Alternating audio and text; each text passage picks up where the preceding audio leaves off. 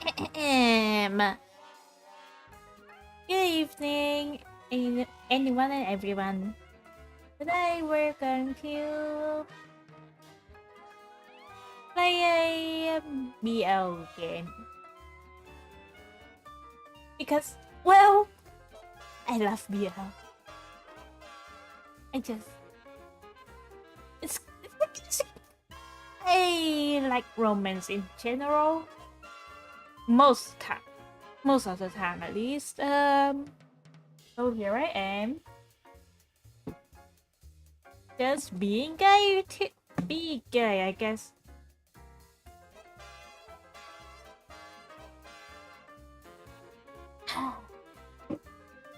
I have a water by me, so hopefully my voice won't be dead by the time the stream ends. So let's get going. Alright. Oh, I didn't forget.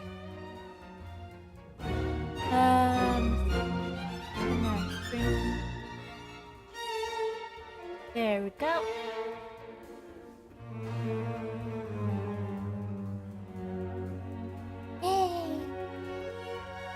E. Now let's go.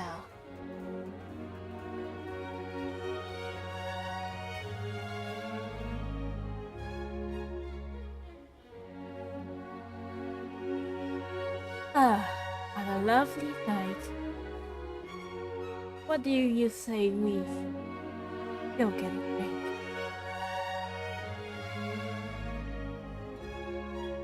Boss, that's the 5th time you've used that joke. Oh, it's not your fault. Hilarious face every time. Ooh, huh? Ooh. Yeah. Wait. Oh my god, I forgot about this.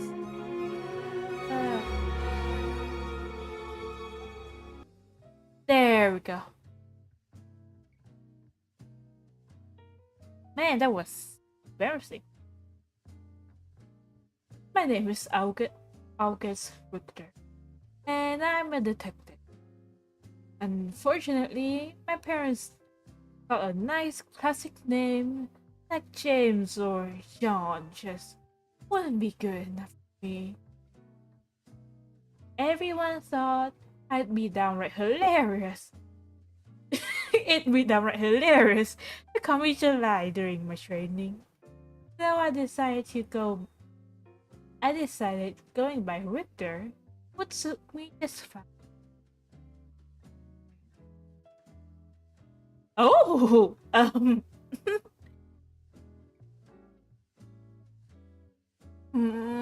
Richter, I'm hungry.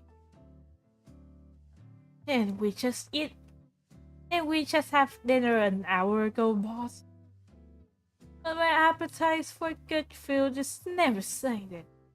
Just like my appetite for justice. What do you say? Should we go get some cannoli? A fellow in Little Italy makes really fantastic. Wait, I can. Similarly, the fantastic.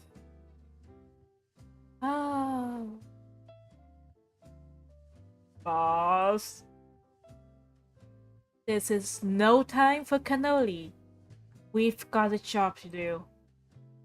Oh, always such a in the mud. This Farrell right here is my senior partner, Leslie Clark. He wears his hair long and has what you might call a girlish face. Girlish face. So he's seen more of his fair share of teasing too. But somehow, absolutely nothing seems to face him. Case in point, he's worried about cannoli when we're supposed to be tracking down criminals. True inspiration to us all.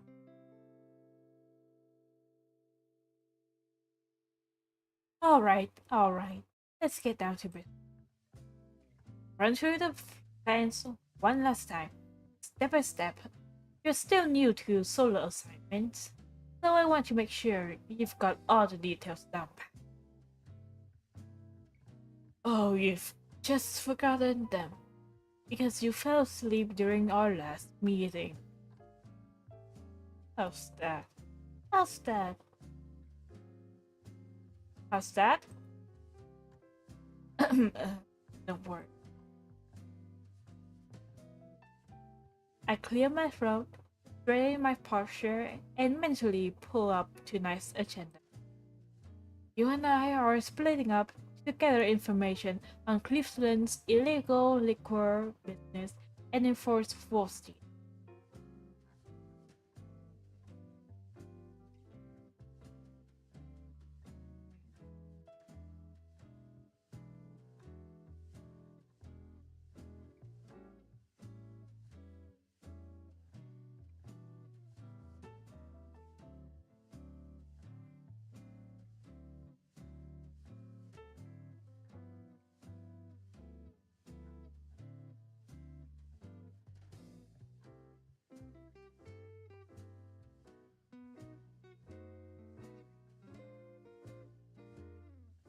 I'm heading to the speakeasy.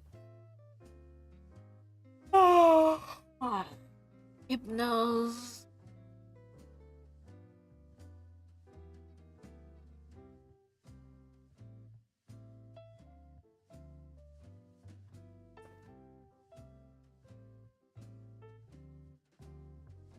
I am heading to a speakeasy on Ness Avenue, and you are meeting with an FBI contact about some warehouse. Leslie nods with his eyes closed, shriveling a little in his chair. Damn it, he'd better not be dozing off. For the night, my cover is Jack Bull, and I work for the city government. Yes, so you can say your job is helping civilians, and it'll be technically true because you're terrible at lying. Why did you get in this line of work again? I heard the agents needed detectives who then spend their payroll hours hunting for food. Aww! Richter! How cruel! Oh, I love this guy. With a theatrical laughs, Leslie spins rapidly around his office chair, like my dry remarks just sent him into orbit. Sometimes I wonder about what bizarre twist of put us together.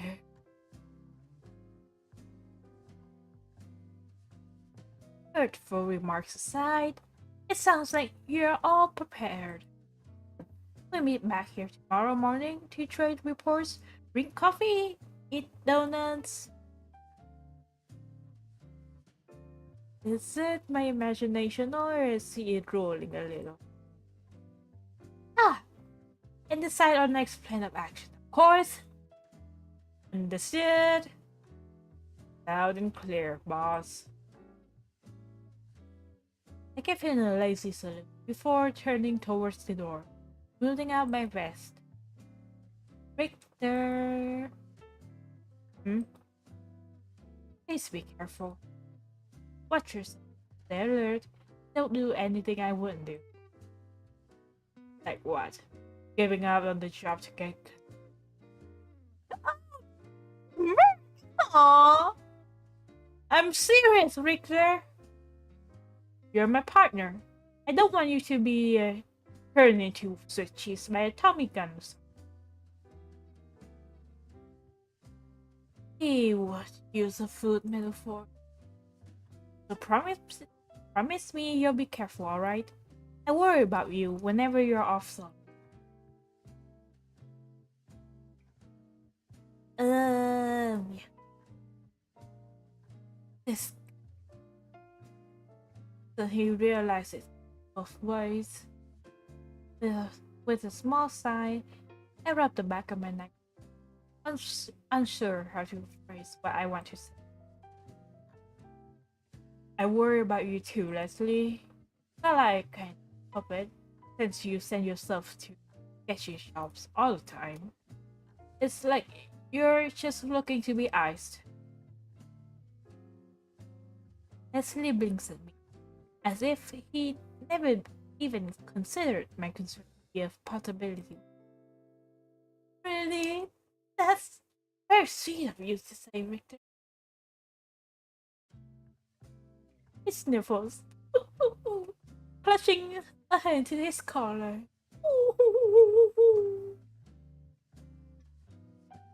Damn it. Maybe I should have just. I mean, I. You don't need to get off. But if you're so worried about me, why don't you pick up tomorrow's breakfast? Oh, Jesus, you need to sleep in. Oh, I love you, Leslie. Unless there's anything else important, boss, I'm going to head out. Alright. Leslie pushes himself up from his chair, stepping over to get the door from. Oh!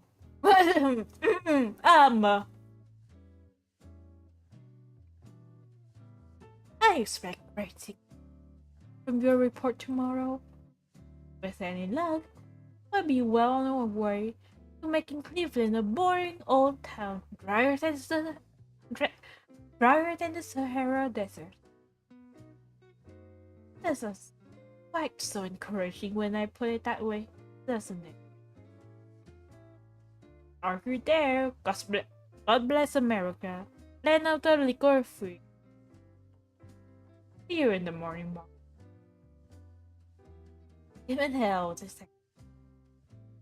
He reaches out to ruffle my hair, my hair falls, as he often does. I stopped brushing it down a while ago. Bessie always likes to mess it up the first thing anyway. Oh, that's cute.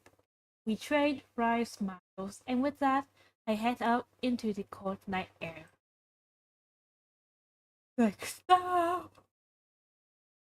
Richter's first speakeasy. What is a speakeasy, anyways? Ooh!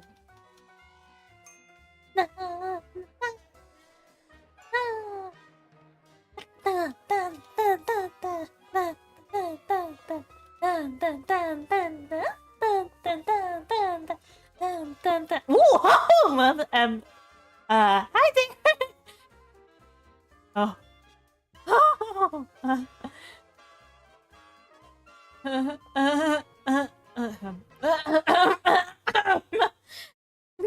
Nina!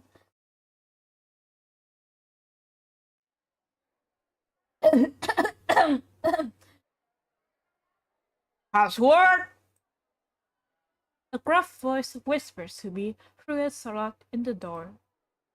The basement of its dingy restaurant echoes with the muffled sounds of swing music like it's haunted by some ghostly jazz band. For fish, there's a long pause. My informant definitely said the password was swordfish. This isn't a set, is it? If it is, heads will roll by the end of tonight. Assuming mine is still. The door swings open before I can finish that thought. Welcome, sir. Please enjoy your night. Thanks, I'm sure I will. I step past the tall tower doorman and into the loudest place I've ever seen or heard. Smoke everywhere, deafening music, giant gaggle of dancers, and luring hopheads. What's ah ah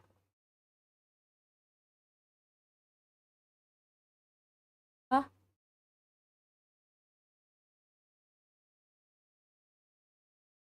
uh Give me a second.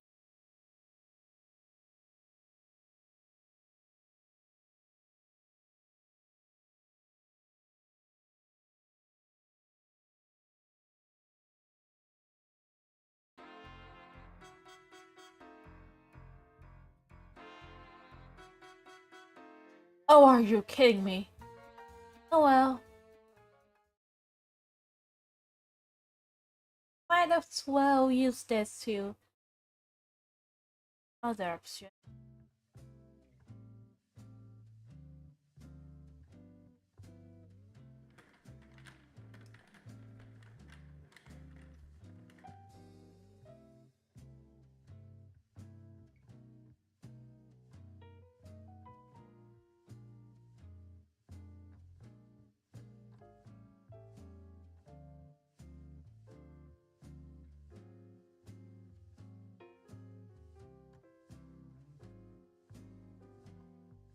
I feel like a kid trying to get permission to leave home. It does know I've done other undercover missions, right? No need to worry about me, boss. This may come as a surprise, but I can tie my own shoes too. Oh, you've been letting me tie them.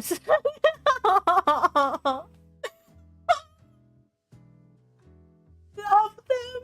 This dynamic.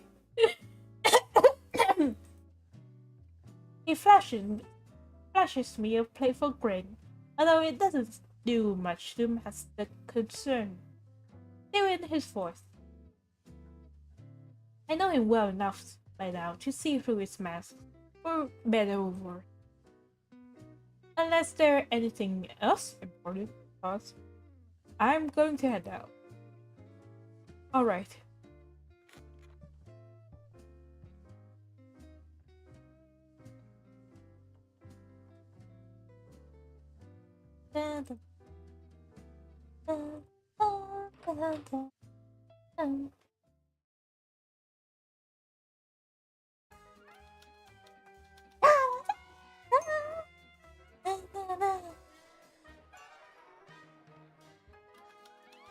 I love the vibes of this.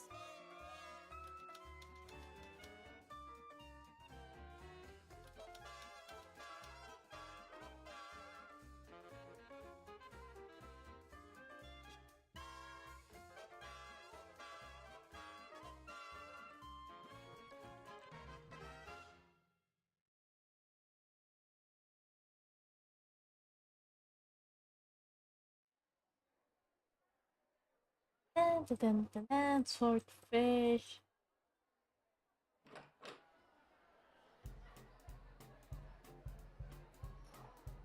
Thanks. I'm sure I will.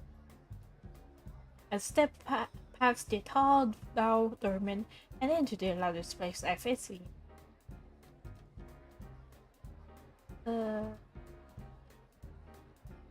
Rappers posing in their risque skirts, rock saps trying to them. All this laughter and cheer makes you wonder what's so criminal about it all. But I guess it's not my job to ask those kinds of questions.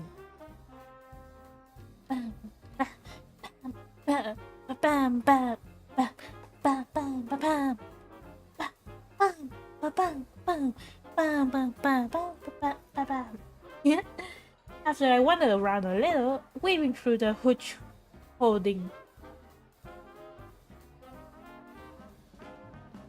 Oh, okay. Holding crowd, I end up loitering by the bar. The bartender's staring at me. I raise a brow at him, offering a silent defense. What? Isn't it normal to come to a speakeasy and not order any liquor? No? His face is definitely saying no. Alright, I'd like 2 orders. One of the special. The special comes out as after Meister. During prohibition, all of the liquor at home, They often use the bathtubs in order to water down homemade alcohol.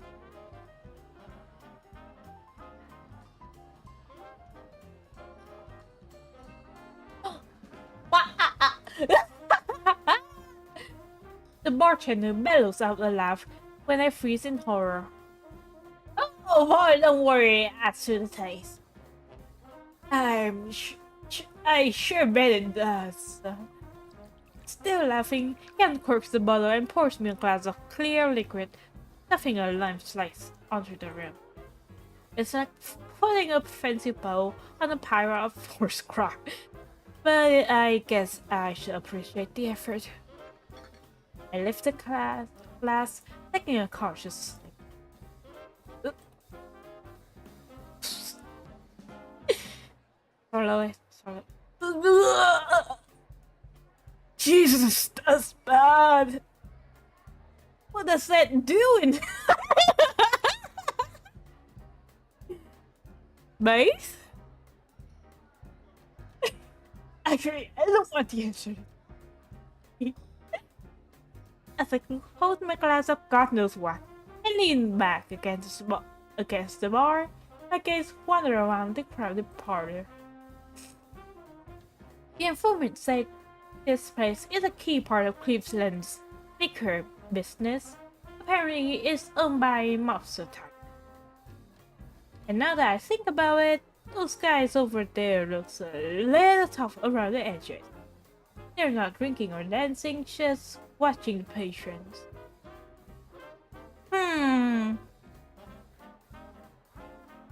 I casually scoot down the bar, getting close enough to overhear the conversation.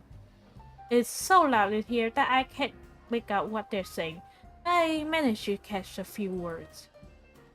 Damn it. Our turf. Them men with bombs. Did I hear that right? They aren't part of the Italian mob. I wonder who owns this place then. It must be a different gang. Some kind of deal. That'll work. Risk. I strain my ears as much as I can, sensing the conversation's about to get even more interesting. Just one or two hits, maybe a name, come on!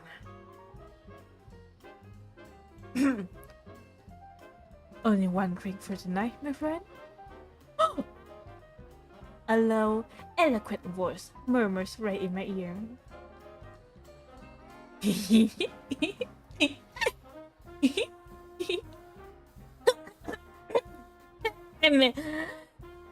Anyway, the culprit smirks at me when I whip my head around in surprise, offering a little wiggle as his fingers. In greetings, a tall, suited, and well-groomed. He has an unusually refined look. Is he offering to buy me a drink?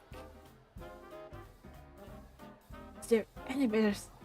I could manage another drink, but not another one. Whatever this is. I jerk my chin toward the... Where's the mild rat poison in my glass? You don't like it? Really? I've been told that was one of the best drinks here. One or two more, and I promise it'll start growing on you. No, really. I like my tongue too much.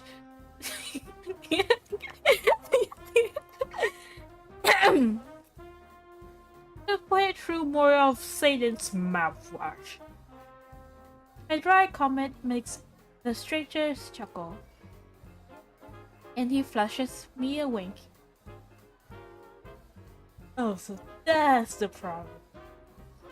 Well, never fear. I'll take good care of that. Hung up, but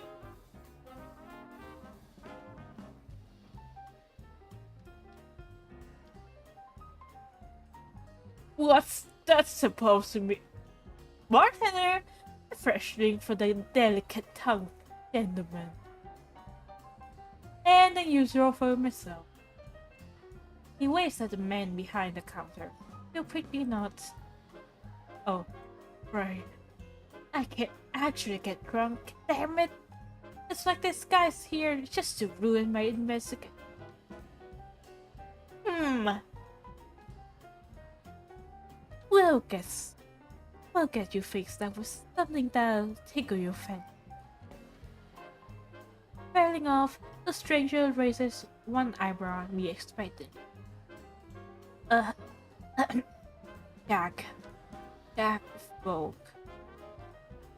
Jack, not a name I'd have picked for you, but I still liked it. Really, what name would you pick?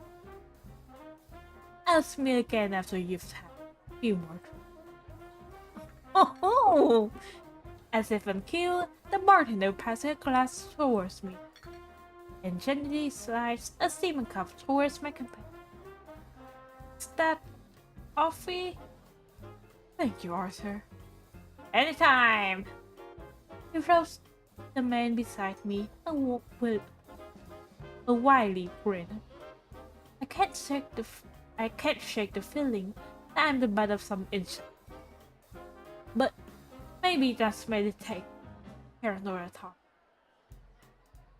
You don't drink, huh? I wouldn't call myself a teetotaler, but I do like it. What is someone who completely abstained from alcohol?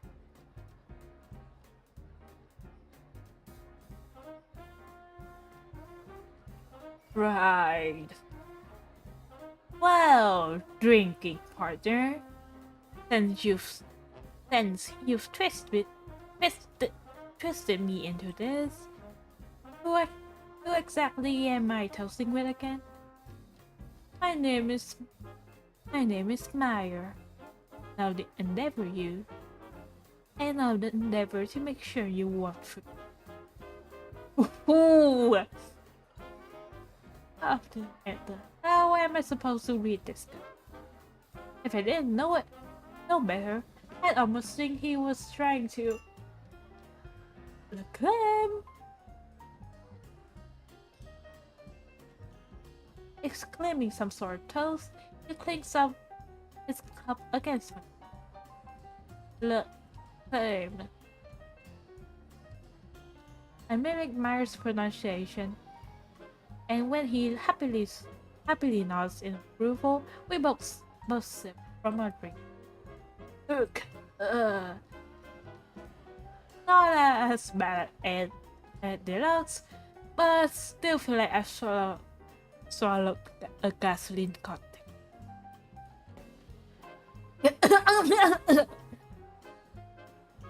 Why the puckered face, Jack? Not smooth enough for that tongue of yours? Mario leans in closer, propping his elbow on the counter and gazing at my face. Well, if he's hell-bent on being all friendly, maybe I can pull some information out of him. I bet he knows something. He's got that kind of smug air. Yes, woe is me and my delicate tongue. Really, where do they get this stuff? Is it all homebrewed? Surely there's a big seller for it. Of course, why, the biggest seller in town, no less. So he does know. Now I just have to. But more importantly, why don't you tell me a little more about yourself? Or a lot.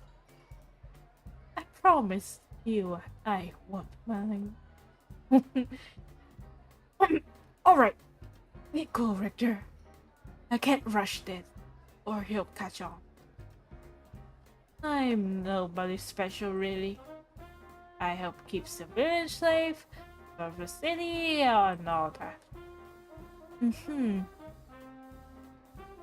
His smirk deepens for some reason. There's another average fella here to relax after a hard day's work. Hmm. Hoping to take the edge off. Uh-huh.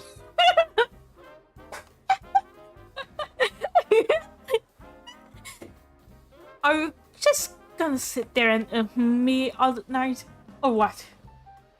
Well, I don't mean to be rude, but I have a sneaking suspicion. You're lying. Impossible. Oh, he can already tell? Was Leslie right? Am I really bad at this? Why don't you be honest? Yeah, I can be honest with you, I'm not. My leans even more. This time, snaking an arm around about my shoulder and pulling me in close. I swallow, trying to keep a hold of myself as his lips brush against my ear. He can't know. There's no way he knows. You're really a Simcha, are you? A what? There's no glossary for this.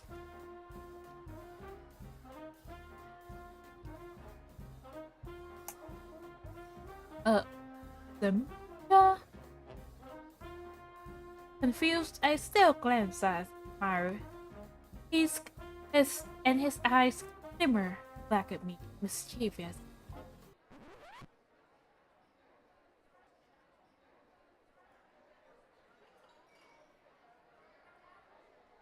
Uh, uh, uh, um, uh, uh, uh, uh,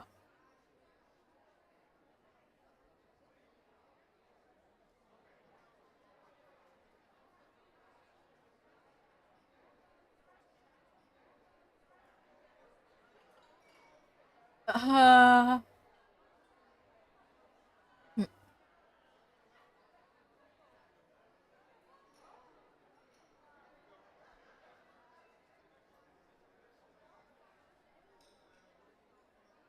what? Oh, you can't fool me with that act, Jack. I saw you looking around earlier for any attractive. That was a train wreck.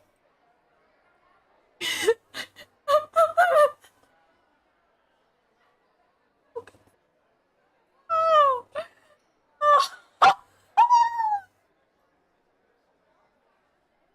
oh, I love this. Oh, I love this so much. Lord have mercy. Same here, Victor. Do I have to pretend to be a pimp? I think I'll just run out the door instead.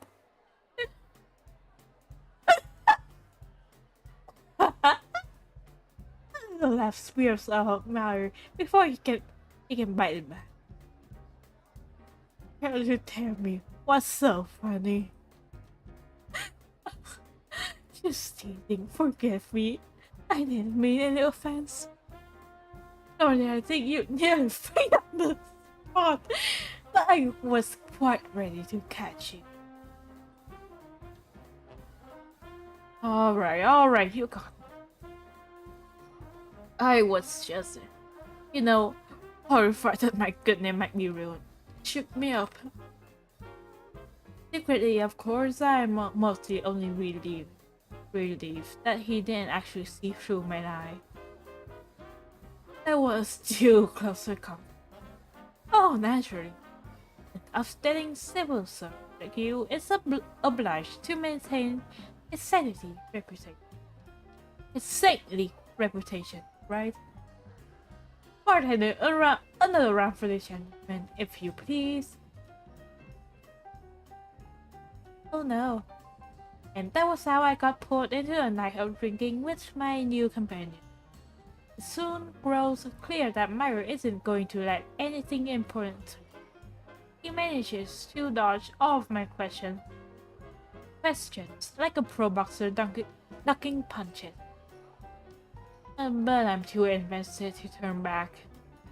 I know he knows something He knows, I know he knows something. But we're just dancing around the shop. As much as I hate to admit it, it's fun.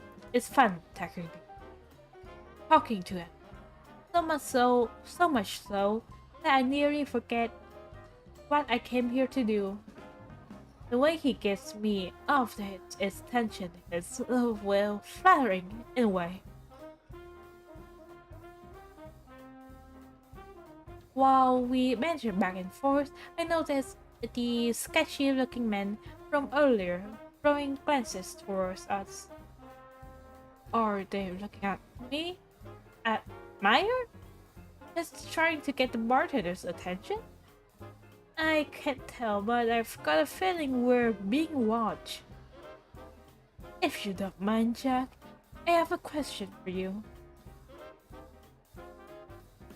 An elbow nudges against my side, interrupting my thoughts.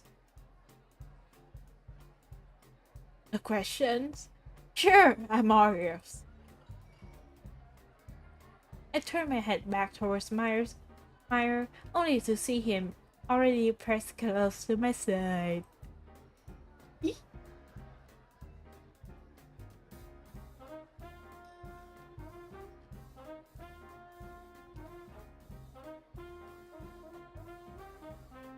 You don't.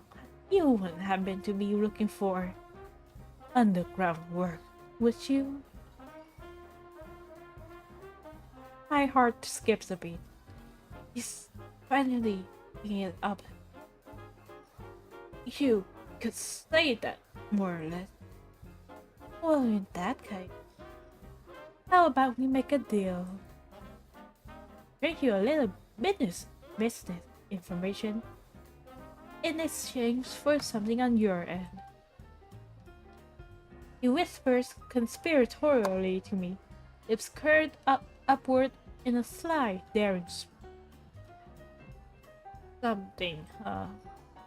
What kind of something are we talking about? Oh, I'm so glad you asked. His breath lightly tickles my chin. For a second, my focus gets a little hazy. All I can see are those sparkling clean eyes. My mind races through all the things he might want from me, things I normally never think of until. Bring me a cassava cake.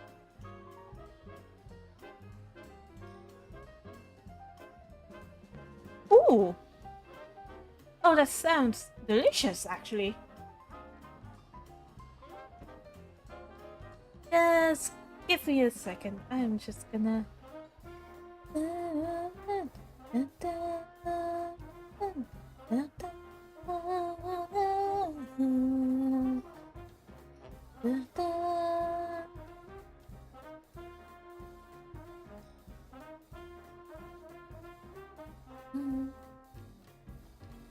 Oh my god, it looks so good!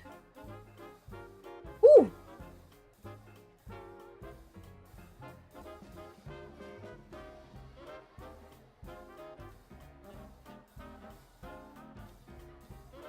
I am definitely going to try it. Try to make it someday. That looks so good. Man.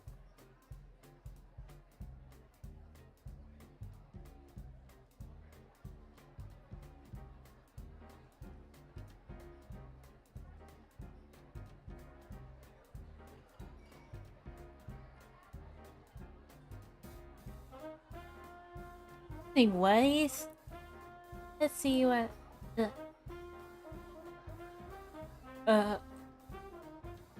cassava cake. The type from Frank's bakery from the east side. Almost certainly it's not kosher. But I won't tell you if you don't. But I won't tell if you don't. I've heard they changed the recipe to something simply amazing, but let's just say I'm not very welcome in that neighborhood. Not exactly the offer I was expecting. A cake, right? I'll think about it. No promises. Playing coy, are we? Very well, I see how it is. He exhales a small laugh that brushes my skin again, sending a little tinkle down the neck. Please, think it over carefully. And if you decide to accept my offer, come back here tomorrow night. How does that sound, Jack? I hesitantly nod. Can this wise guy really be part of some criminal outfit trading information for hacks? Perfect! It'll be plenty worth your while, so keep that in mind. When he finally pulls back, I subconsciously exhale a breath I didn't know I've been holding. No matter how I look at it, he's acting sweet on me.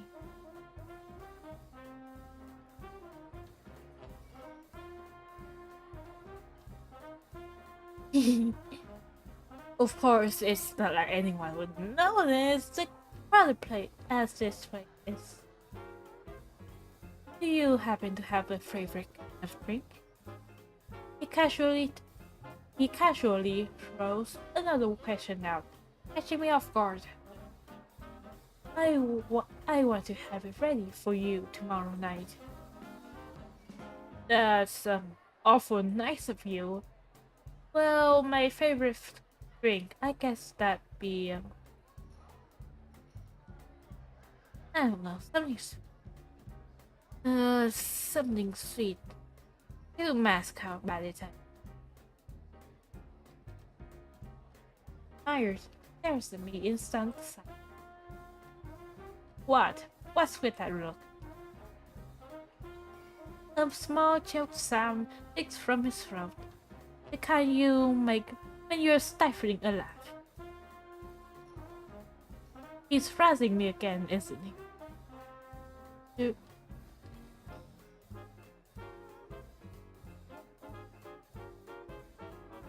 Yes, of course. Something sweet and I'll make sure to take excellent care of both you and your refined. You're acting like I've already made up my. You're leaving? Myers sips the last of his coffee and pushes it away, pulling his hair back with one hand. I'm afraid so.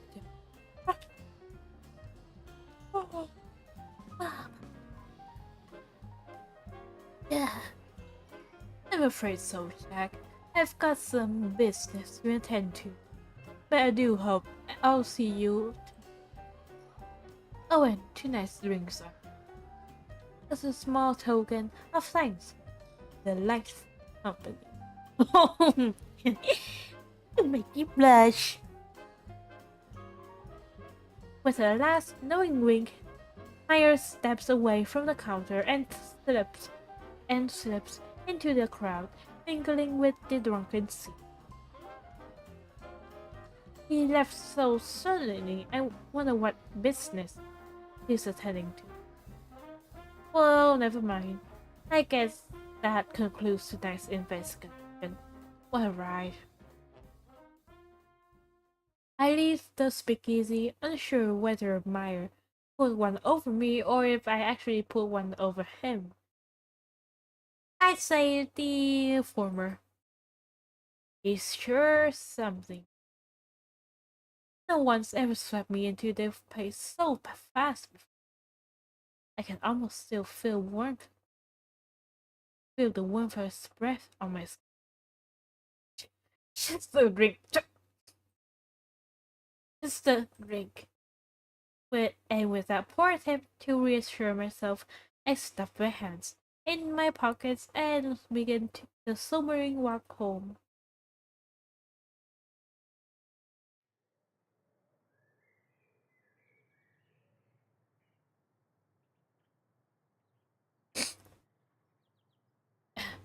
The gentle chirping of birds outside the window, the laughter of children on their way to school, The blinding sun. Uh, why is our office so goddamn bright? Oh, my head. The things I do for the shop. As I sit in my chair, sipping my morning coffee and trying to ignore this horrible hangover, my eyes drift up to the clock. Leslie is even later than normal. I hope nothing's wrong. If he doesn't come in soon, maybe I should just leave a note and go nap in my car. Good morning! As if I'd summoned him from the bowels of Sundown, Leslie suddenly burst into the office. In one hand, he's holding a stack of paperwork, and in the other, is that a cake? Fresh from Frank's bakery. I tell you, those fellas and really nailed the cause whatever it is. Leslie reaches into the paper bag to grab a piece and happily stuffs his face, chewing away with relish.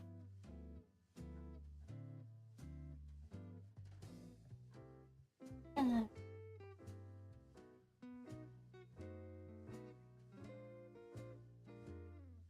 that's the exact same cake. Meyer asked for Lester.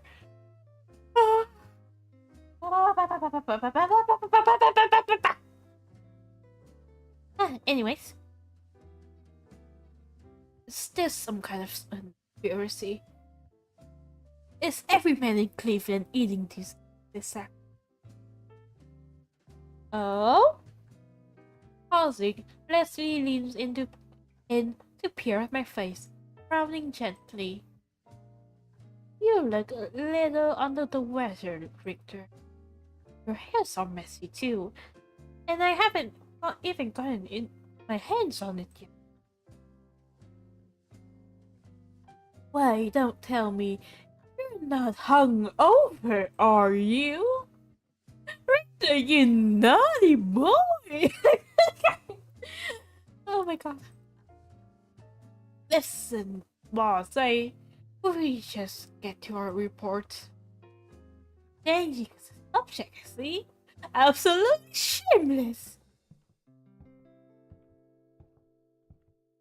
Leslie, who seems to think my hangover is the funniest thing in the world, goes all the way over to his office chair. Yeah, laugh it off, your system, while I sit here, hoping for a spontaneous occurrence. I'll let you start off then, my little party partner. And what did you find out, Leslie? In between shots, that is. Ahem! Well, from what I heard, it sounds like the Italians aren't running the speakeasy, or even most of the liquor business. If I had to guess, it's either a big street gang or the Jewish mafia. Jewish, Jew, Jew, Jew, Jewish mafia, Jewish mafia, the Jewish mafia. It's true. They've been growing in size around here lately, or so I've heard. What what makes you think it's them, though? I heard a couple of fellows talking about the Italian mafia as competition, so it can't be them. After after that, the man I drank with, he was Jewish, and I have this pretty strong feeling he's some kind of monster. Ooh, tell me more. Perking up curiously, Esty props his chin on his hands and leans forward, gaze at me from across his. He's got a bit of whipped cream on the corners of his mouth, but I pretend not to notice. Guy said his name was Meyer for starters. He was well dressed, a little too confident, and sure not tell Leslie about the flirt. He doesn't really need to know, and I'd sort of like to ensure the memory without being scolded, but eh, and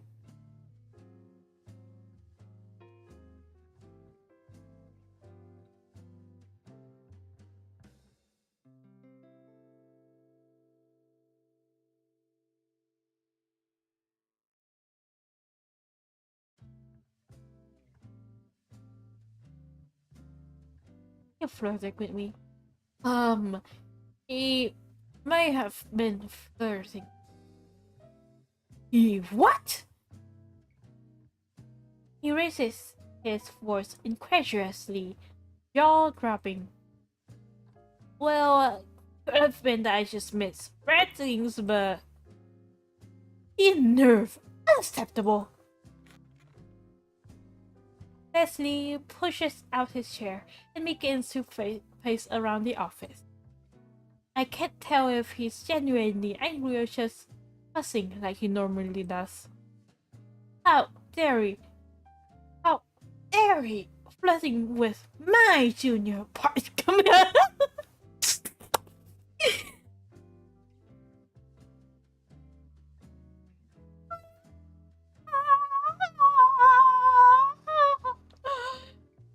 Oh my god. Oh my god, he's jealous.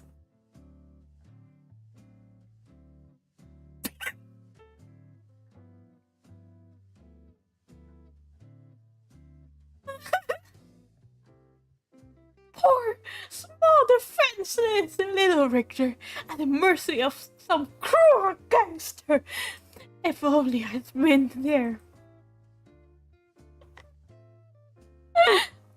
I'm bigger than you, boss. This Meyer better watch out. Mark my word. Boss! He freezes when I call out to him in frustration. Well, when he gives me that innocent, did I do something wrong? Expression. I can't really stay ignored, can I? Won't you just please sit down so I can finish my report? Oh, you would finish? Sorry about that.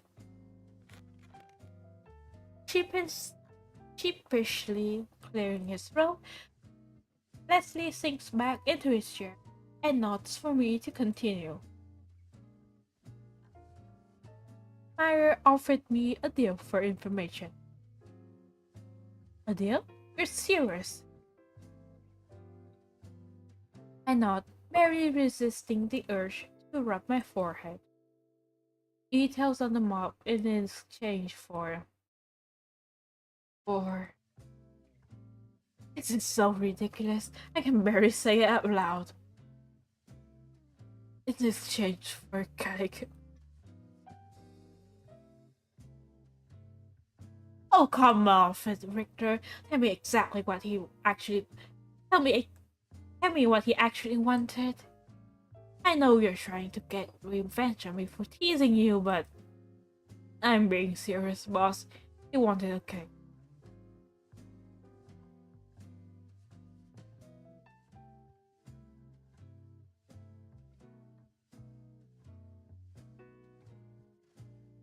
Pointing at the paper bag that holds Leslie's half-eating breakfast, I put on the straight face.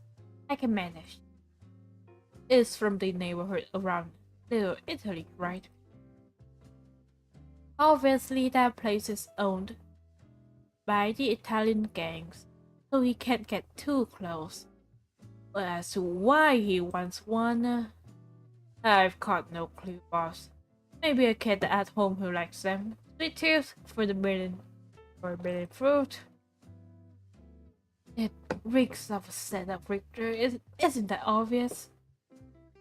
He Leslie wrinkles his nose about the reaction I expected, and really not an unfair one. I thought about that, believe me. But if it was a setup, why would he invite me back? Wouldn't it have been easier to get rid of me right there?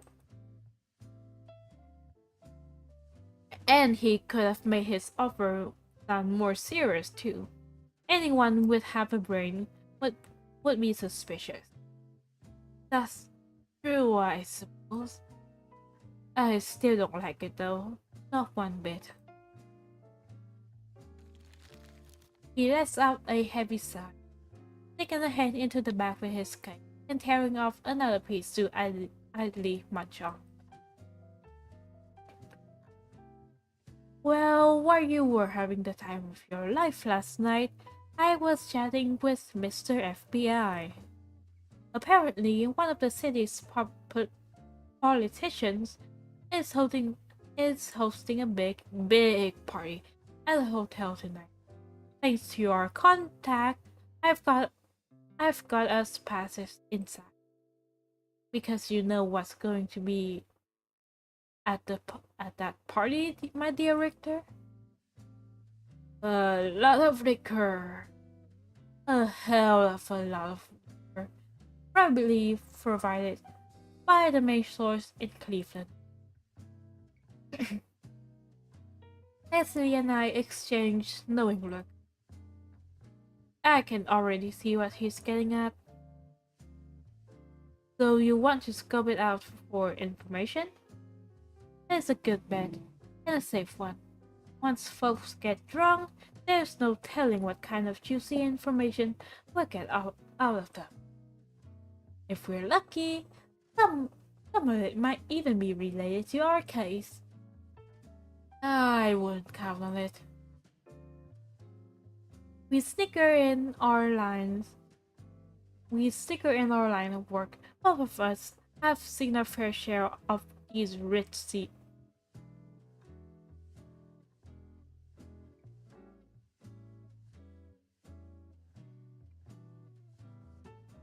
Or, or, uh, uh, I think you should come to the party with me tonight. With your smarts and my good looks, we're bound to find something out. And if you want my honest opinion, Leslie goes softly silent for a moment. Then a more serious look darkens his brow. I think this rendezvous at the speak is too risky.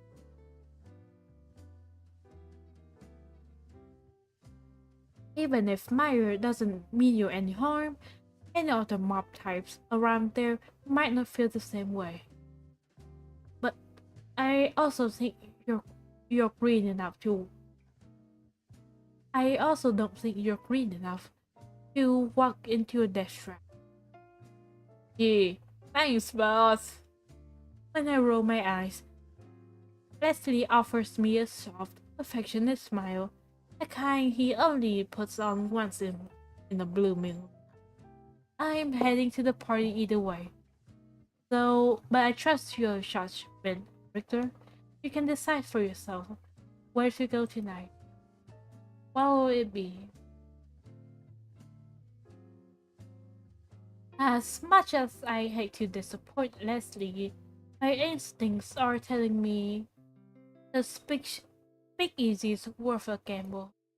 It's a risk, no doubt about it, but one I feel I have to take.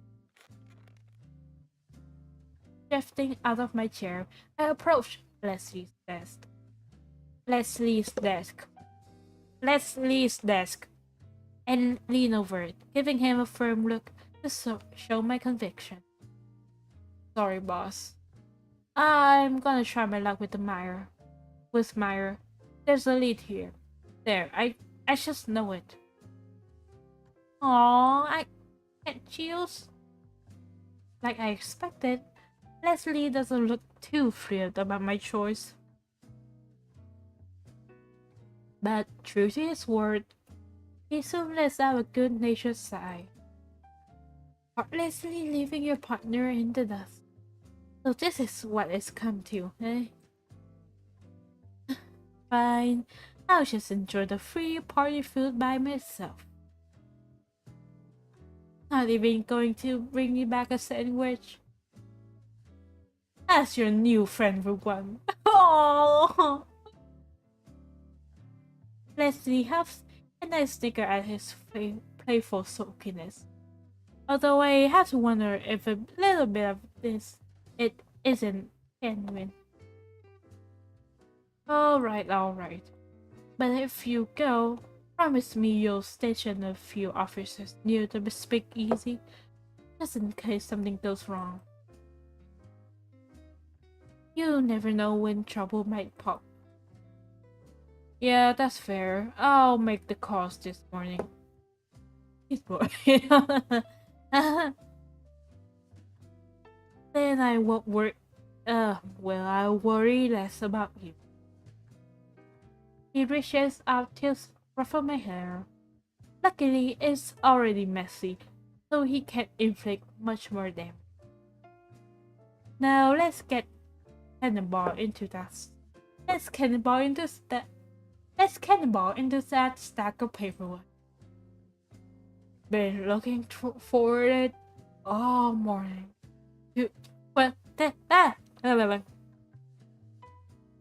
We spent the rest of the day going through reports, most of them related to Italian gang activity on the east side. It doesn't exactly put me at ease for when I leave the office, heading towards Little Italy to pick up Myers' cake. I keep picturing his face, and my mind wonders how he might react when I hand this to him. Will it really make him happy? Aside from those distracting thoughts, though, my bakery trip is an uneventful one. Prize cargo in hand, I end up at the speakeasy just as night's settling in. Welcome, sir. Please enjoy your night. The doorman gives his customary greeting and I casually nod while stepping past. Here I am, a detective on a risky job, shuffling into a speakeasy with a cake in a paper bag. Some kid holding onto their school lunch. Not my finest moment. The place is packed full, just like last night, which means I can't really pick Meyer up easily. I guess if I hang out around the bar long enough, maybe he'll show up. Oh, it's Mr. Jack. A coarse voice, different from Myers, growls out behind me. Oh, I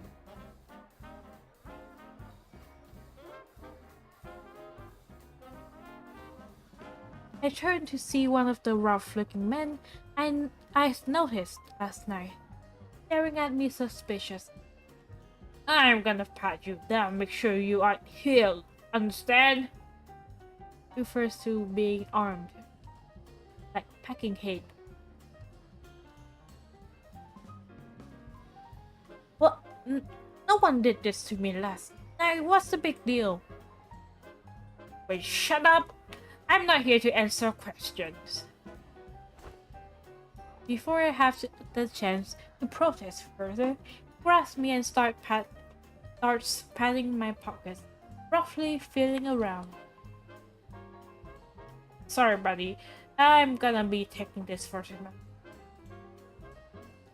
The man pulls out the piece I've been carrying as insurance, just in case things went south. Well, now I feel even more like a...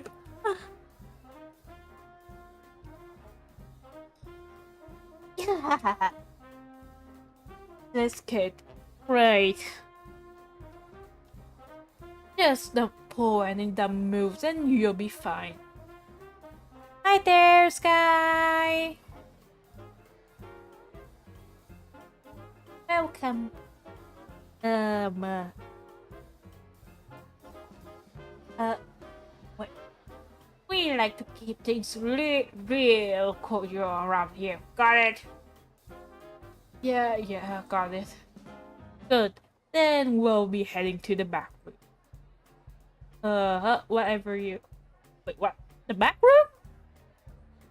Wait, what? Where are you taking me? Wait! They just get kidnapped.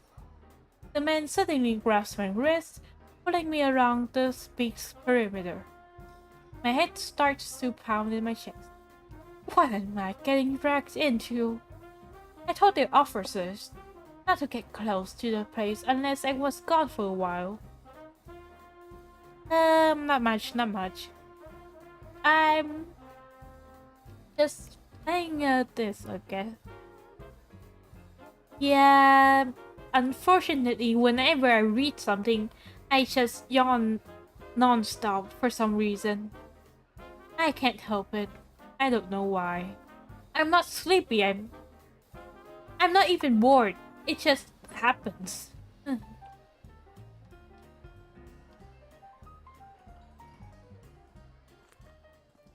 My semi-captor takes me to the back of the parlor and down a long, dark corridor. The music and laughter fade slowly into the distance, replaced by only the sound of our footsteps. Finally, we reach a large black door, and the man knocks firmly on it several times. Come in. Ooh. The door opens into a warmly lit, spacious parlor. Not exactly the scary, dark, dank room I've been expecting. And there, in the middle of the lush couch, sits a familiar tall man. Mr. Eastman, your friend's here. Yes, I can see that. Thank you for bringing him in. Make sure no one intrudes on us, if you'd be so kind. Yes, sir. With a polite nod, the other man departs, closing the door with him with a soft click. Once he's gone, Meyer and I stare at each other for a few seconds in silence. I can only think that this dramatic reintroduction was deliberate. He knows I can read the subtext. Well, I brought you cake. I lift the bag in my hand and shake it a little, laughing nervously. I knew I could count on you. A pleased smile slowly spreads over his lips, and the sight makes me relax a little. He pats the couch beside him, and I don't exactly feel like I'm in a position to refuse. I approach and tentatively lower myself down, sinking into the soft cushions. Why, you're stiff as a sheet of glass. What's wrong, Jack? Your secretary back there wasn't exactly the most gentle of fellas. I apologize. They're used to dealing with coarser individuals than yourself. You see, I forgot to tell him to use kid gloves.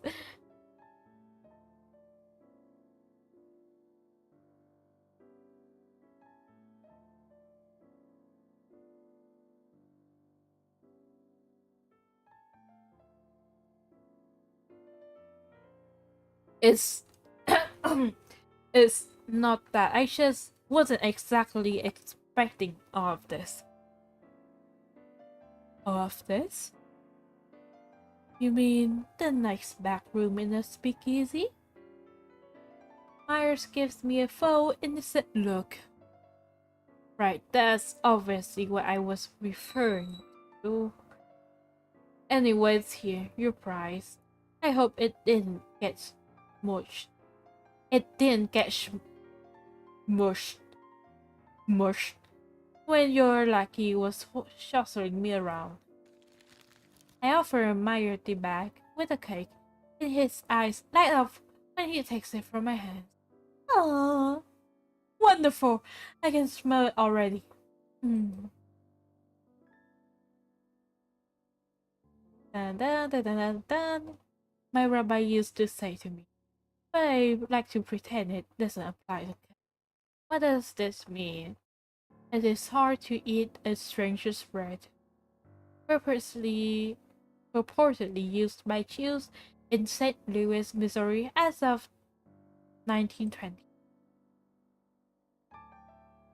He gazes longingly at the bag for a moment, then sets it on the side.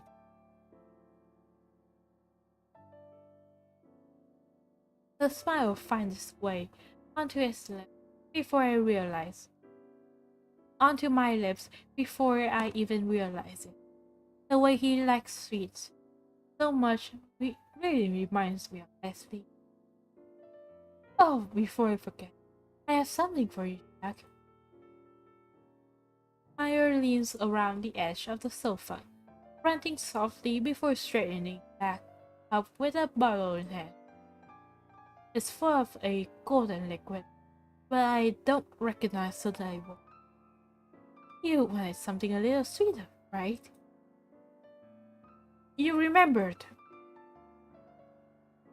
I have an excellent memory, especially when it comes to people who catch my interest. He takes a glass from the table beside him and starts to pour me a drink, humming softly. I notice that he's already got a half-empty cup of coffee for himself, black as the night. This is the Wolfit. Sweetened with honey. I've never sampled it myself, but one of my men swears by it.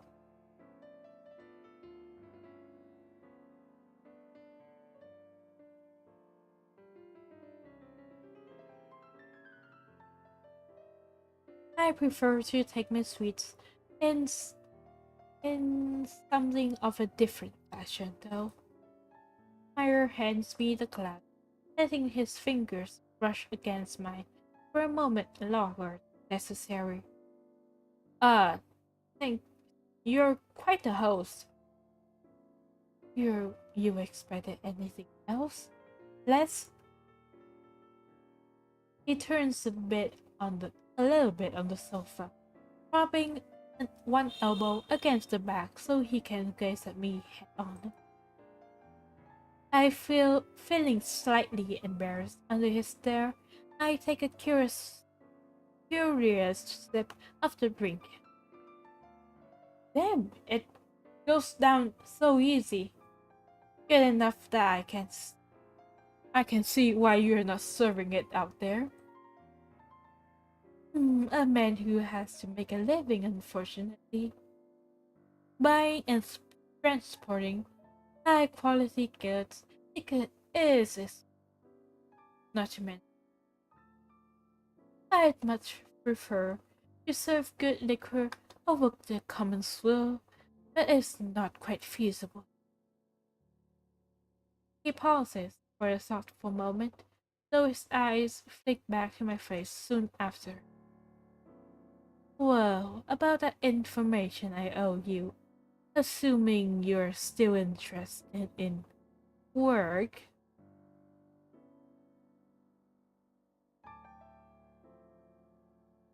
As I nurse my drink, Meyer begins to describe the main mafia figures in the city, along with the various rackets they keep, in great detail. Combined with everything I've seen tonight, I think it confirms my suspicion. He's near the top of the underworld food chain in Cleveland. He's not even trying to hide it. In fact, I think he's just playing a game with seeing how far we can take this before one of us has to state the obvious. Knowing that, you would think I'd be incredibly uncomfortable right now.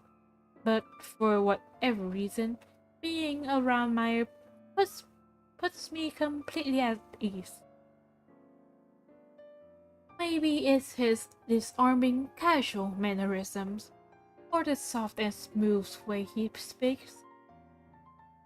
There's nothing aggressive or like about him. He's perfectly composed. Occasionally, he shifts on the sofa beside me, brushing my leg with his own in a way that can't possibly be an accident. I can't tell what's going on behind his twinkling green eyes, but there's something playfully. Oh my god, just kiss already! Oh my, you, you, you already know that he's trying to flirt with you. And this description, oh my. Alright! And I think that will make our trade just about even, no? He finishes his thorough description with an impish wink, taking a sip of his coffee. You sure are familiar with other gangs' activity here, aren't you? If I didn't know better, I'd almost think you controlled some of it yourself. Me? Why, I'm not sure what will lead you to such an outrageous conclusion. Instead of looking offended, though, Meyer presses his in a little closer, his smirk suddenly growing mischievous. After all, it's rather rash to assume things about people you don't know particularly well. Don't you agree? Oh! I knew it! Knew it! I knew it!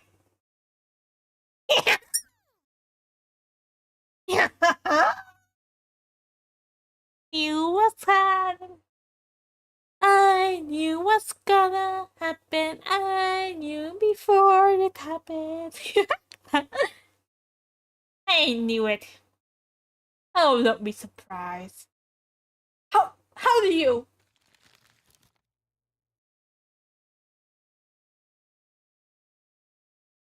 He smugly lifts the cake back, pressing it before my face.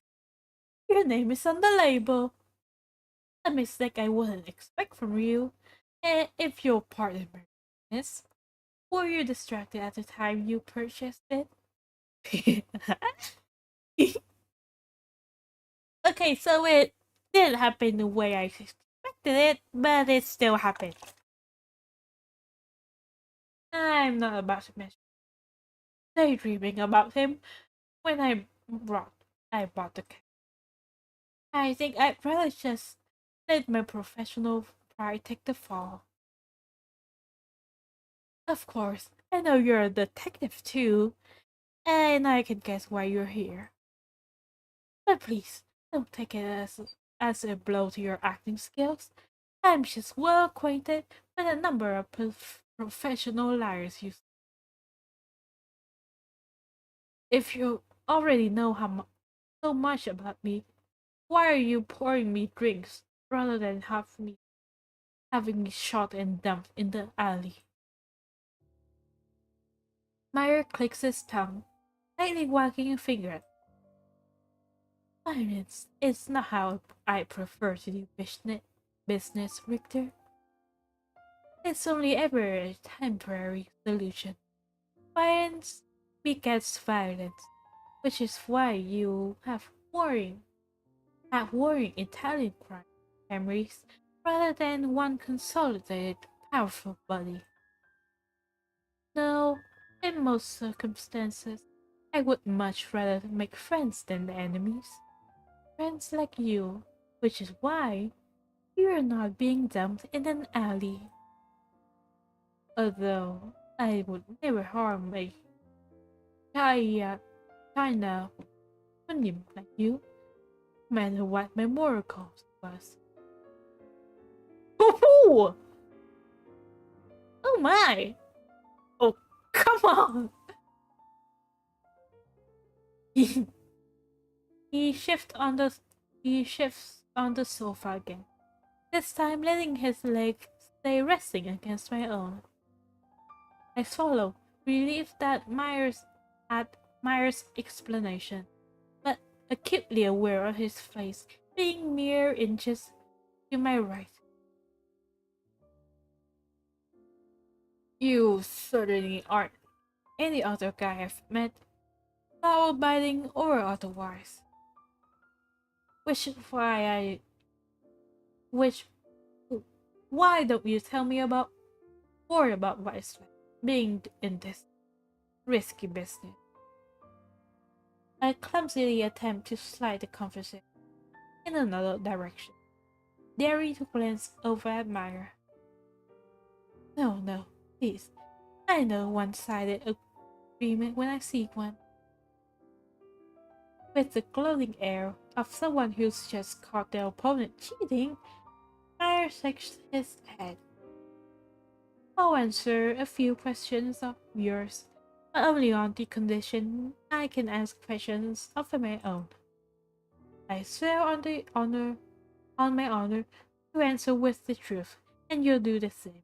But we can each avoid questions in exchange for a favor. Does that strike you as fair? His tone is casually rising up at the end, not so subtly daring me to accept. I think I'd be an idiot to expect a businessman like yourself to place to play fair. But alright, I'll bite. That's what I like to hear.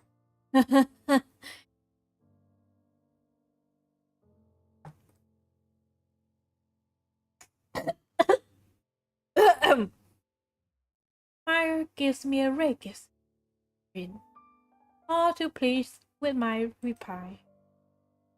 A gesture of goodwill, I'll even let you start.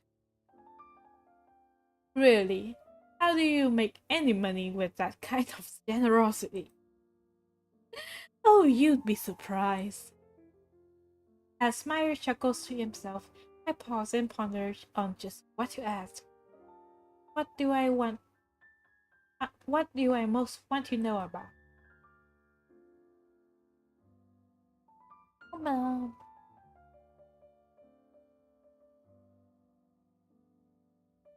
Tell me about your background, your history. What was it like for you growing up?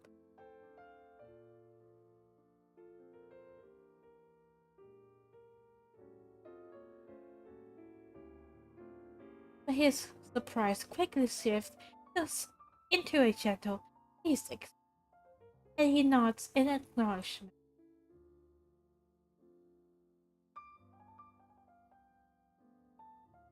I was raised in a cozy little Jewish community in Missouri, where I lived until a few years ago.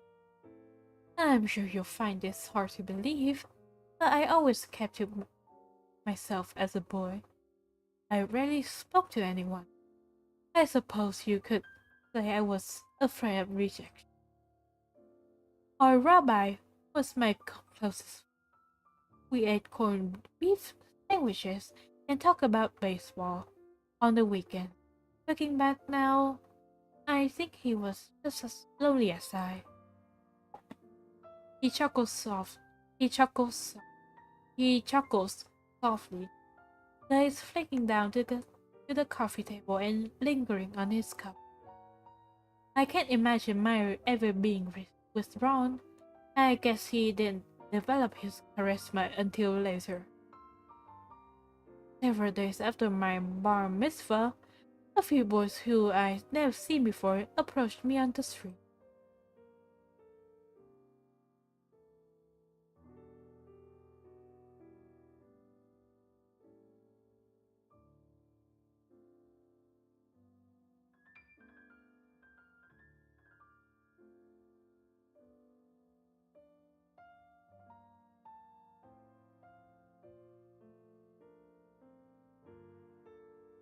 Mother, they said, you're a tall, strong guy. Why the hell are you playing with that rabbi instead of making money? I realized I didn't have much of an answer. We formed a very little crew. It was enjoyable to have that kind of attention from my peers, and my desire to fit in was why I began doing jobs with them. Eventually, my name garnered a certain reputation. The association, the association grew. People started looking up to me, and somehow I ended up on top of it all. Meyer's eyes turned to me. Can't really read the true emotion behind them: nostalgia, regret, or satisfaction. The rabbi, you know what ever happened to her? We don't speak. He gives me one of those brief, thin-lipped smiles, the kind you only show to people. Again, it's hard to see through what it means. I can detect a little longing in his face. You know, I'd always separated monster from real people in my head. Like, you were all just monster who lost your human. But listening to you talk, I get, I guess it makes me realize how we're not so different after all. I throw, I twirl my glass between my fingers, unsure if that knowledge makes me more happy or grim. Fire studies me in silence for a little while. It's not an awkward silence, though just a thoughtful one. Well, well, your oh what? Well, your turn. For a question, you have one? Oh, I have many. When the silence finally breaks, Myra gives me a a rye, a rye,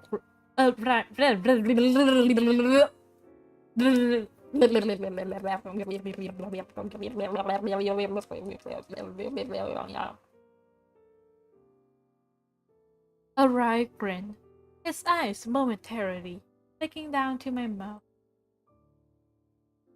Yeah, I'm listening. Alright, what's your greatest? My greatest fear? He nods, watching me expectantly. No immediate answer pops in my head, so I mull over the question for a while, for a moment. My greatest fear, something that would keep me from sleeping up. Hurting innocent people. Oh? I nod, forcing a brief, awkward smile as I take another sip of my drink. Meyer doesn't add anything further. Is is he waiting for me to elaborate? I just think it's my duty. Well, the duty of everyone in enforcement to make sure Americans are safe and happy. That's why we exist. It's not just a job you do for money. It's a job that lets you go home feeling better about the world, even if it's just a little bit. Myers, Meyer tilts his head a little to one side, eyes glimmering at me. Then his hand slips onto my shoulder, resting there gently for a few seconds before squeezing it. Very admirable, Richter. Although I have to wonder just where that fits into He trails off curiously. Is he trying to lead me somewhere with that fake comment? Well, it's your turn, isn't it? Why don't you ask me something lighthearted? I don't mind. I don't mind if you get more He leans in a little more, and still lingering on my throat. I can smell his light cologne and the subtle earthy scent of coffee. I've been trying desperately to keep my nerves under control, but it's getting harder and harder the more Meyer teases into my personal.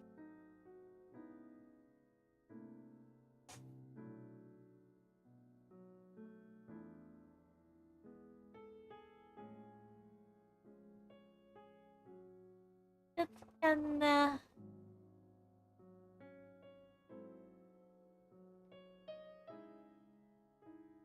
Do you have a lover, a wife? You must write being the cast meow ano. Oh.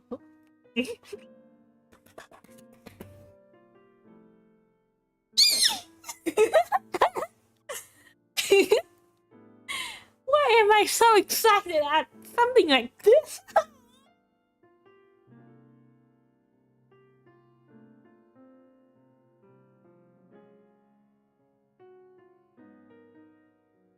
Man!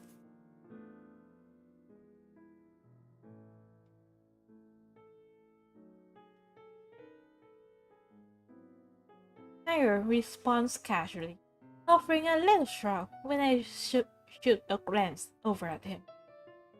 Is it my imagination or does he look incredibly smug right now? Why are you wearing Why are you wearing that expression? Are you so very surprised? Or maybe you're relieved?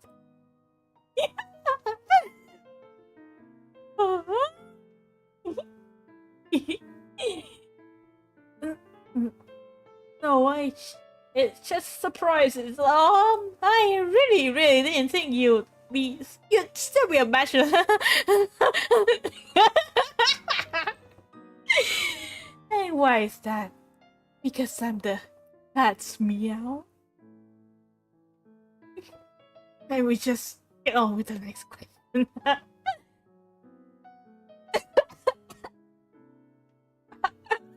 I am weak for this.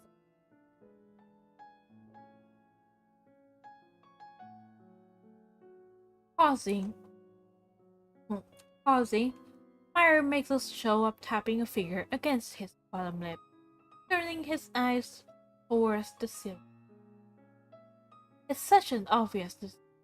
I know for a fact he's already got his question, and he's just toying with. I drained the last of my glass in an attempt to act casual, turning my head away slightly. Ah, I've got one.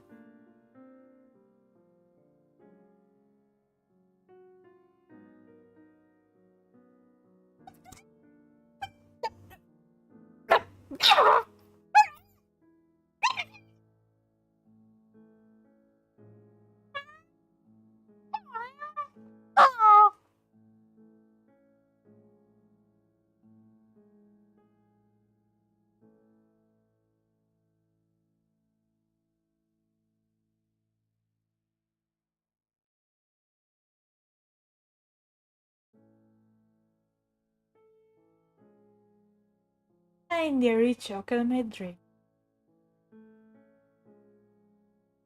So this is what he was planning all along. I'm listening very attentive. Oh, hold on, Damn it, I know this is what he wants me to say, but it'll be a cold day now before I tell this guy I've never properly kissed anyone before. Can I just trade a favor? Oh? The fate surprise, you bastard!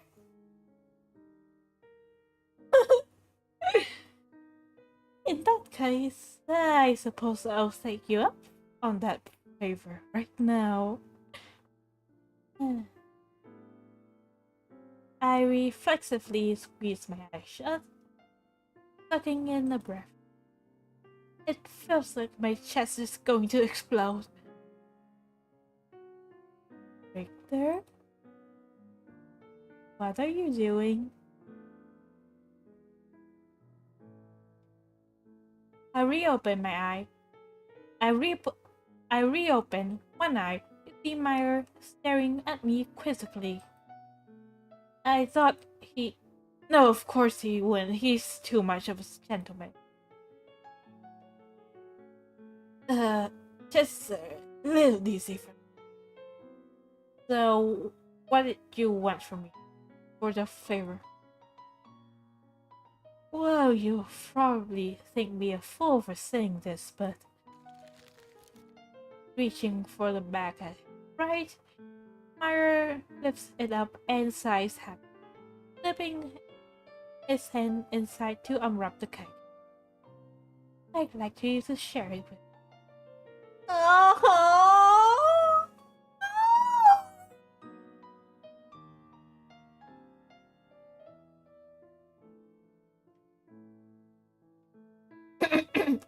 Here, okay?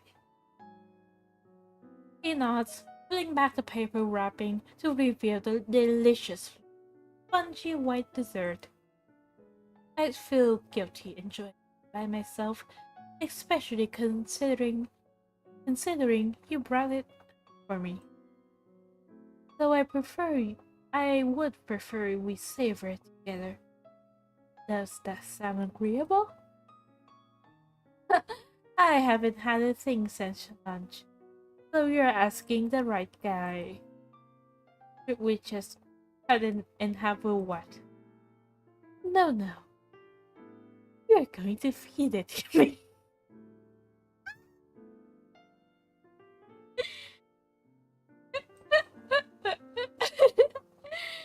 I blink at Meyer, unsure if I heard him correctly. He gazes back at me calmly. I definitely didn't mishear that, did I?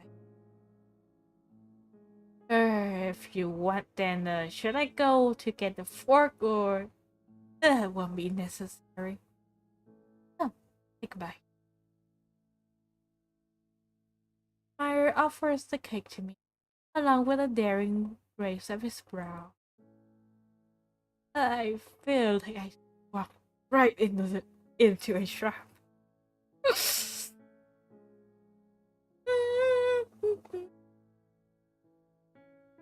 But I knew that from the beginning, didn't I? And I came here all the same because I wanted it to happen.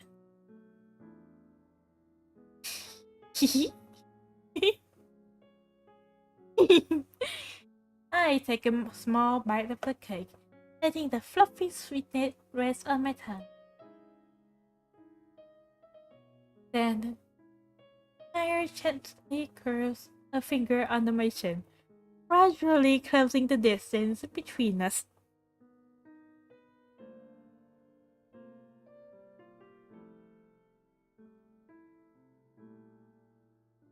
Just give me a moment, please.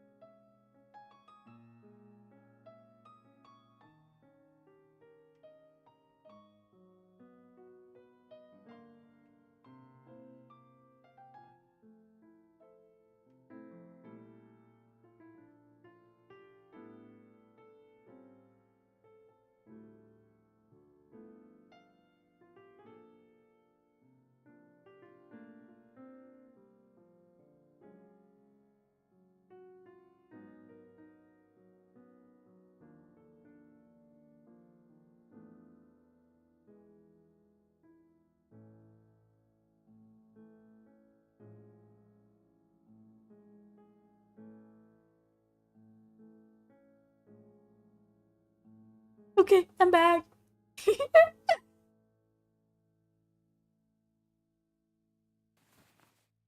His chest presses against mine and me to the back of the sofa.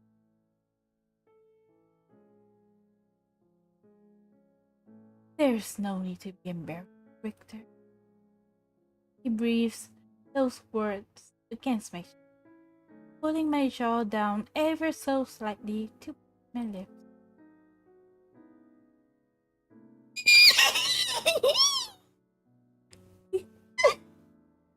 Slowly, delicately, he covers my mouth with his own.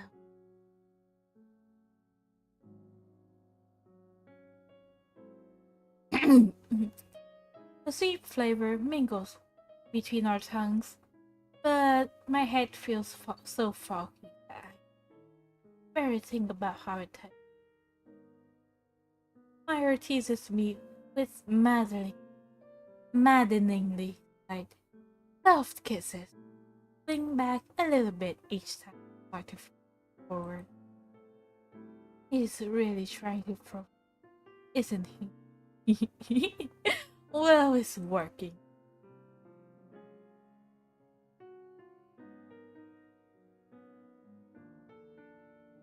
I bite down hard on his lower lip, exhaling a hot, impatient breath. Momentarily, his chest presses against mine, harder against mine.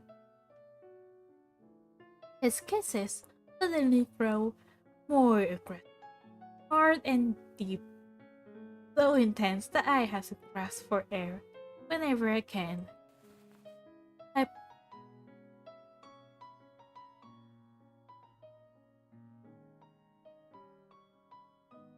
uh uh-huh. Oh, oh thank God. Oh thank God.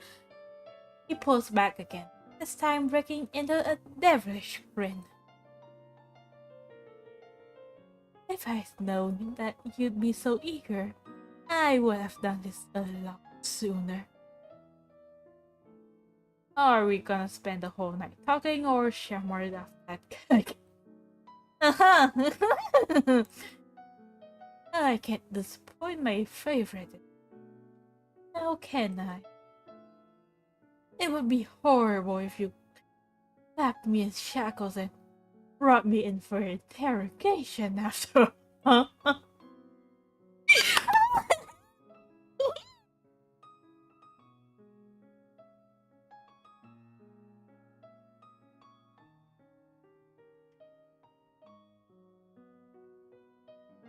You sound pretty excited about that idea, actually. Can you blame me? Oh,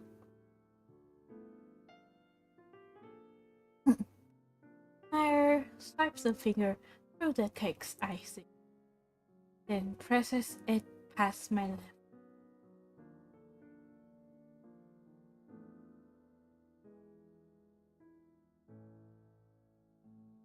Sir? Oh, um, uh-huh. Meyer suddenly leans in for another clip, trailing his finger along my bottom lip. This time, it's the impatient. His tongue.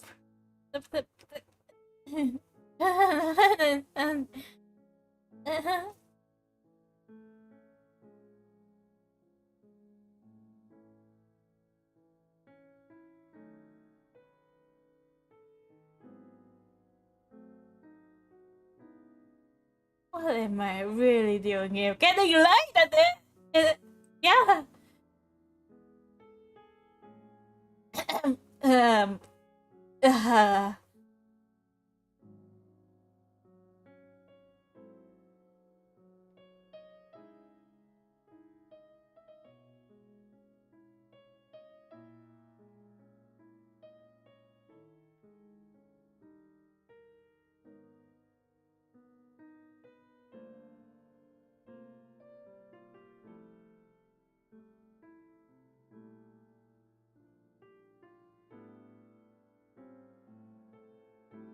I normally wouldn't do this on a first date, especially since I give you a reason to come back.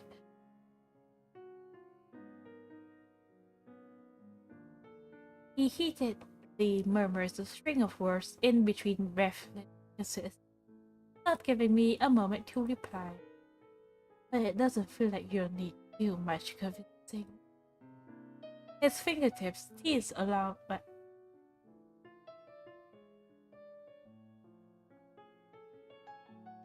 uh, uh, oh! Oh my god!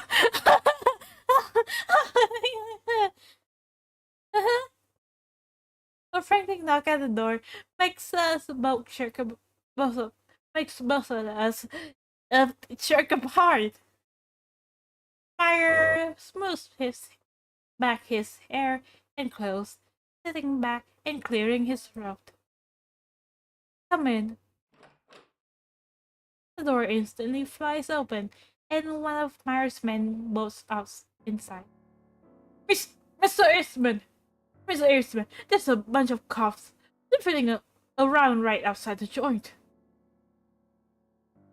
Oh, right, them. I think something's about to go down if we don't stop them. Wait. Those are my guys. Safety precaution. I jump up from the sofa, inwardly kicking myself.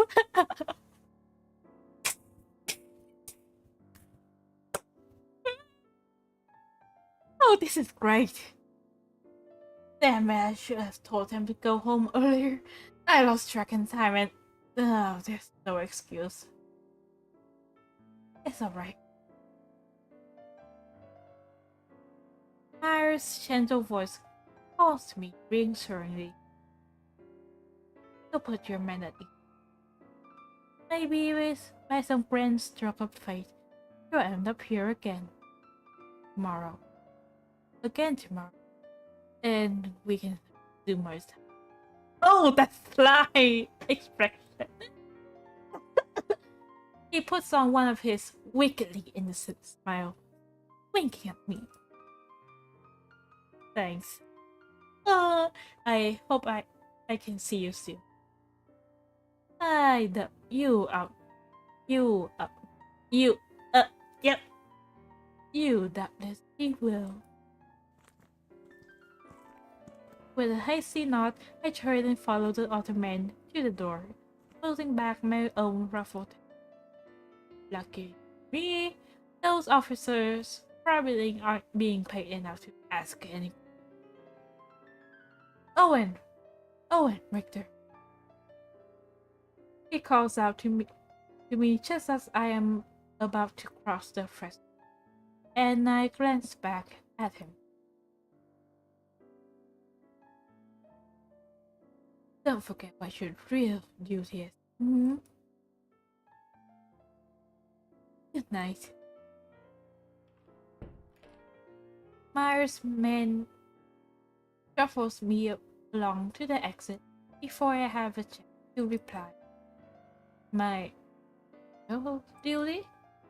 What the hell does he mean by that? Maybe it doesn't mean anything, but those words stick in the back of my mind. Even as I leave the speakeasy, to reassure the officer that I'm alright and defuse the situation. Hopefully, I'll get a chance to see Myers soon, and I'll ask him then. My heart's still pounding from the end of our talk. When I finally get home and roll into bed, there's no way I can fall asleep. So I spent the night restless, tossing and turning. I'd rather be hungover than this. Infatuation doesn't fade away half.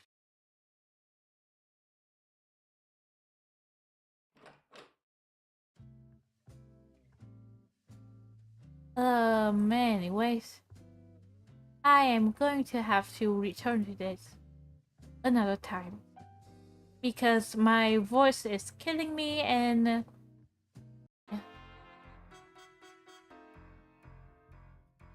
Unfortunately, my voice is killing me, so I'm gonna have to end it now if I want to be able to speak.